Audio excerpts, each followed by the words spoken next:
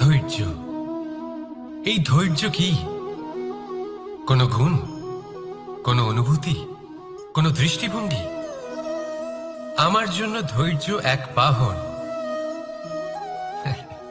আপনি হয়তো ভাবছেন এই কেমন বাহন? বাহন তো ঘোড়া হতে পারে, হাতি হতে পারে, উটও হতে পারে, কিন্তু ধৈর্যকে বাহন বানানো মানে? চলুন আপনাকে একটা কথা বোঝাই। পৃথিবীতে এমন কোনো বাহন নেই যে তার আরোহীকে আছড়ে ফেলেনি। সেটা উট হোক বা হাতি হোক বা ঘোড়া হোক, চলতে চলতে কখনো নড়বড় করেই বসে। তারপর সেই আরোহী পড়ে কারোর পায়, তারপর পড়ে তার নিজের নজরে। কিন্তু ধৈর্যরূপী বাহন কখনো কাউকে ফেলে না, কখনো না।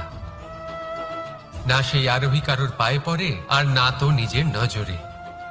কারণ ধৈর্য আপনাকে বিবেক প্রদান করে, বিবেক আপনাকে পরিকল্পনায় সাহায্য করে, আর পরিকল্পনা প্রদান করে আপনাকে শক্তি, আপনার লক্ষ্যের দিকে অগ্রসর হওয়া। বুঝলেন?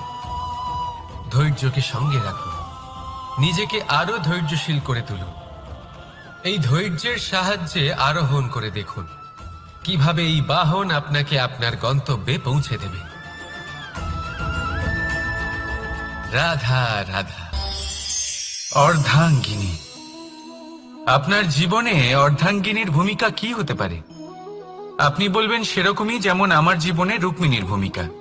এটা সত্যি, কিন্তু এটাও সত্যি কথা যে আমার আর রুক্মিণীর এই সম্পর্ক, তাকে আরো গভীর করার জন্য অত্যন্ত প্রয়োজনীয় হলো আমরা প্রথমে বন্ধু হই।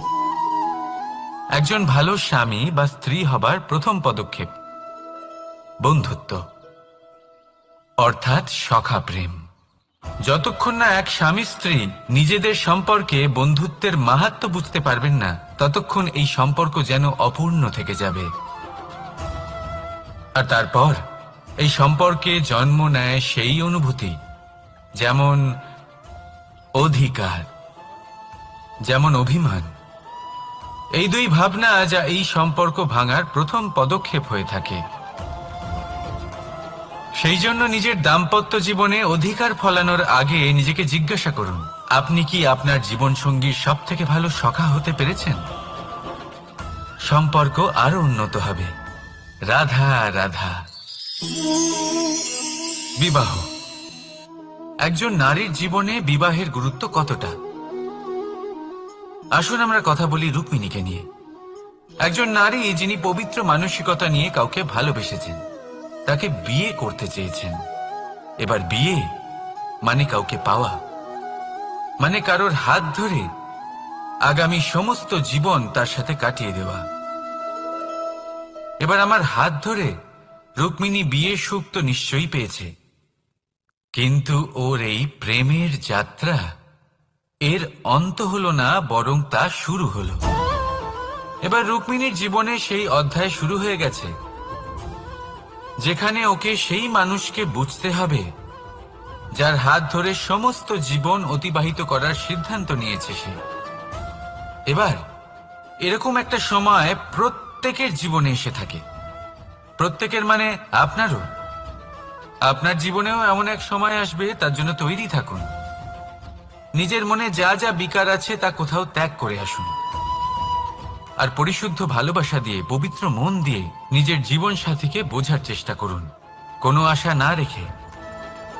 যদি এরকম করতে পারেন তবেই কঠিন পরীক্ষায় উত্তীর্ণ হবেন, নয়তো নয়। রাধা রাধা। অনেকে আমাকে অনেকবার জিজ্ঞেস করেছেন যে কানাই, রুক্মিণী হলো তোমার অর্ধাঙ্গিনী, তাহলে কেন ওর এই যাত্রা এত কঠিন হলো? কেন তোমার এই অগাধ অখণ্ড ভালোবাসা পাওয়ার জন্য ওকে এত কঠিন পরীক্ষার সম্মুখীন হতে হলো? আসুন আমি আপনাকে একটা কথা বোঝাই। অগাধ অখণ্ড ভালোবাসার এই পথ, তা তো কঠিনই হবে। এবার এরকমই এক যাত্রা করতে হয়েছে রুক্মিণীকে, পরিশুদ্ধ ভালোবাসা বুঝতে পারার যাত্রা। এমন ভালোবাসা যা কিনা ক্রোধ, ভয়, মোহ, অধিকার, অহংকার, হিংসা এই সমস্ত বিকারের ঊর্ধ্বে। এবার এই যাত্রায় ওকে সাহায্য করবে রাধা। আর শুধু তাই নয়, আমি আপনাকে বলি, সংসারের প্রত্যেক নারী এই যাত্রা করে থাকেন। এবার যে নারী এই যাত্রার শেষ পর্যন্ত পৌঁছতে পারেন, তিনি এক উচ্চ স্তরে পৌঁছে যেতে পারেন, যেখানে তাকে বলা হয় অর্ধাঙ্গিনী।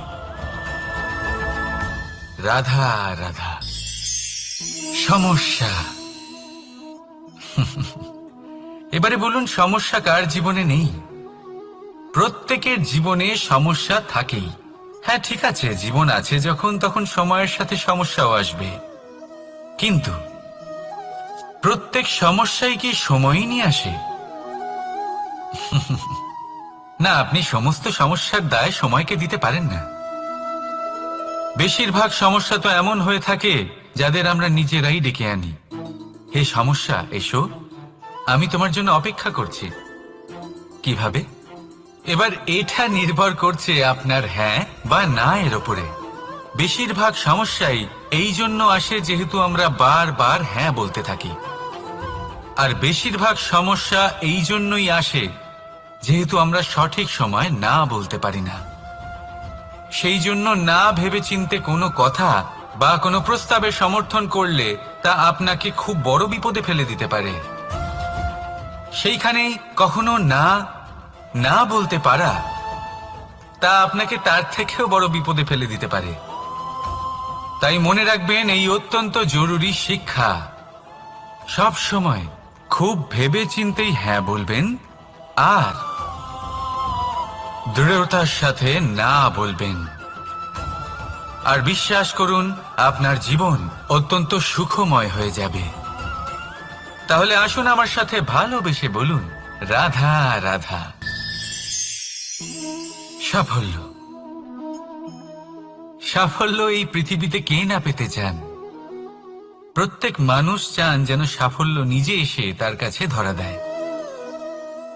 এবার সাফল্য তাদের কাছে এসে ধরা দেয় যারা নিজের পা ধরাতলে রেখে চলেন, যারা স্বপ্নের জগতে বিচরণ না করে বাস্তবের মাটিতে পা রেখে চলেন, এবং তাও দৃঢ়তার সাথে। সাফল্য তারা পান না যারা বাড়িতে বসে বসে শুধু স্বপ্ন দেখেন। সাফল্য নিজে থেকে তাদের কাছেই আসে যারা নিরন্তর চেষ্টা করেন, যারা পরিশ্রম করেন আর নিজের এই জীবনকে অন্যের কাছে সফল করে দেখান। তাহলে সিদ্ধান্ত হলো আপনার। সফল সবাই হতে চান, স্বপ্ন সবাই সার্থক করতে চান। স্বপ্ন তখনই সার্থক হয় যখন পরিশ্রম করবেন, আর সাফল্য তখনই আপনার সাথে থাকবে যতক্ষণ আপনি বিনম্র থাকবেন। তাহলে আসুন আমার সাথে ভালোবেসে বলুন, রাধা রাধা। এই পুষ্প দেখতে পাচ্ছেন আপনি? কি সুন্দর এই পুষ্প। সবাই চায় এরকম কোনো এক পুষ্প সে নিজের করে নেবে, নিজের কাছে রাখবে। এবার ভাবুন, এই পুষ্প যে সম্মান পায় তা কিসের জন্য পায়? শুধু কি তাকে সুন্দর দেখতে বলে? আসুন আপনাকে একটা কথা বোঝাই। এই ফুল যখন গাছে থাকে তখন এই রূপ আমাদের আকর্ষণ করে। এই ফুল দিয়ে যদি আপনি মালা বানান, কোনো মূর্তিতে দেন, তাহলে তা সম্মানের নিদর্শন হয়। এবার এই ফুলই যদি আপনি বিছানাতে ছড়িয়ে দেন, তাহলে সেই দৃশ্য দেখে সেই সুবাসে আপনার মন পুলকিত হয়ে ওঠে। কিন্তু ভাবুন, এই পুষ্পই যদি আপনি চিতায় সাজান, তাহলে এই পুষ্পকে আর কেউ সম্মান করে না। একই রকম কথা, সেই একই পুষ্প এক পরিস্থিতিতে সম্মান পাচ্ছে, এক পরিস্থিতিতে নয়। কেন? কারণ এতেই লুকিয়ে রয়েছে একটা গুরুত্বপূর্ণ শিক্ষা। এর সারমর্ম হলো এটাই যে এই সম্মান ব্যক্তি বা বস্তুকে করা হয় না, সম্মান করা হয় সময় এবং পরিস্থিতিকে। এবার এই যে সময়, তা কখনোই আমাদের বশে থাকে না। আমাদের বশে থাকে পরিস্থিতি।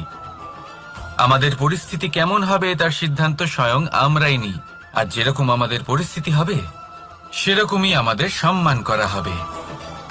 তাহলে আসুন আমার সাথে ভালোবেসে বলুন, রাধা রাধা। আপনি কখনো কোনো ঝর্ণার ধারে বসে থাকুন, আর সেই ধ্বনি শুনতে থাকুন। আহা হা হা, সেই ধ্বনি মনকে শান্ত করে দেয়, আমাদের মধ্যে এক আনন্দের সঞ্চার করে। একেই আমি বলি নৈসর্গিক সঙ্গীত। কখনো ভেবে দেখেছেন এই সঙ্গীত উৎপন্ন করার জন্য জলকে কত পরিশ্রম করতে হয়, কি না করতে হয়?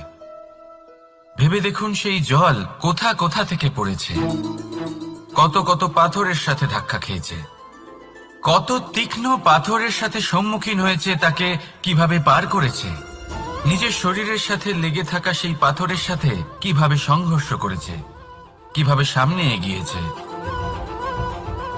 ভাবুন, এই সব কিছু হওয়ার পরেই সেই সঙ্গীত উৎপন্ন হয়েছে। এই ঝর্ণার এই মধুর সঙ্গীত কখনো আপনার কান পর্যন্ত পৌঁছতই না যদি সেই জলের বিরোধিতা করার জন্য সেই পাথর না থাকত। এর সারমর্ম কি হতে পারে? সারমর্ম হলো একটাই, এই সব বাধার সম্মুখীন হন, এদের থেকে দূরে পালাবেন না, কারণ এই বাধা হলো নৈসর্গিক। সবার জীবনে এই বাধা রয়েছে, তার সম্মুখীন হন, জীবনের সামনে এগোন। আর আপনিও নিজের ভেতর থেকে সৃষ্টি করুন এই নৈসর্গিক সঙ্গীত, আর এই সংসারে ছড়িয়ে দিন শান্তি আর প্রসন্নতা। রাধা রাধা।